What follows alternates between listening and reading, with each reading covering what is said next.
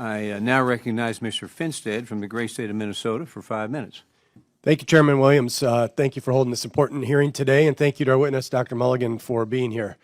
I'm excited to be here today to discuss the important role the SBA Office of Advocacy plays in ensuring small businesses have a strong voice in government. For many small businesses, especially those in rural communities like the communities that I represent in southern Minnesota, federal regulations can be confusing and costly. The SBA Office of Advocacy serves as a vital resource for engaging with small business owners, and it holds agencies accountable to the Regulatory Flexibility Act. Since 2009, and we've heard this a few times already, federal government regulations have cost small businesses $732.2 billion, and probably more egregiously has added 483.8 million hours in administrative time to our small businesses. The Biden administration alone accounts for $450 billion of these costs and nearly 280 of the administrative hours, 280 million of these hours. I introduced the Prove It Act to give small businesses a seat at the table during this regulatory process and provide them with the much needed regulatory relief by giving teeth to existing law, the RFA, the Regulatory Flexibility Act. So with that, Dr. Mulligan, the Prove It Act passed this committee, the Judiciary Committee, and the full House of Representatives last Congress. This year, I reintroduced this legislation with the hope that it again passes the House and it hopefully spurs the Senate for action. With the Chairman's permission, I would like to offer a letter received this morning from the U.S. Chamber of Commerce for the record that supports the Prove It Act. So, Dr. Mulligan, as the House considers the Prove It Act, I wanted to know your thoughts on this legislation and hear how you believe it could help small businesses. Thank you for your question.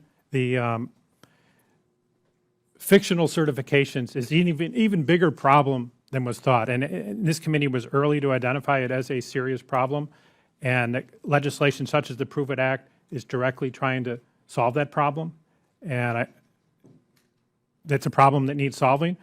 If we don't solve it, in this administration, President Trump's extremely supportive of small businesses, but he's not always going to be our president. And after that, I think we need some legislation to prevent these fictional certifications. If fictional certifications continue, we have several problems with that for small businesses. Number one, it undermines the regulatory review process. So that protection for small businesses to be able to go back and look at old regulations and take them out when they're outdated, et cetera, will be undermined. Another key issue is being able to understand the rules to follow. Back in the old days, Martin Luther said the common man should be able to read the word on his own. Well, we have something like that in the federal government, small entity compliance guides. But the agencies avoid that through these false and fictional certifications. And last but not least would be, particularly for some of these special agencies like EPA, that when you have a false certification that the Prove It Act would prevent, it bypasses the panels and the great feedback we would get for small businesses and make better rules. The ranking member talked about well-crafted rules. The way to craft them well is to listen to the small businesses. Thank you. It's probably a simple yes or no, but Dr. Mulligan, you understand that small businesses, 95% of the businesses in my district are small businesses. We're talking mom and pops, 10, 15, in some cases 2, 3 employees. You understand that they don't have time day in and day out, because at some point in the day, they're the CFO, they're the CEO, they're the janitor, they're the mechanic, they're the cook, you name it, they're doing it all in that day. You understand they don't have the time to keep up with the thousands upon thousands of regulations that a big bloated government puts onto our small businesses. You get that, right? Yes, I do.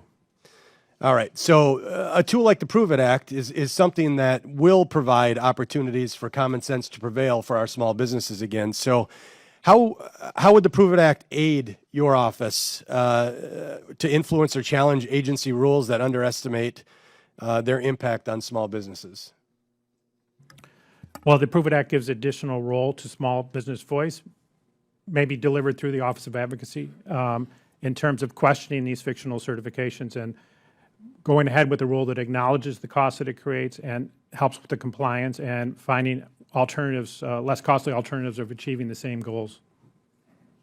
I appreciate what you do. Thank you for being here today. And Mr. Chairman, I yield back.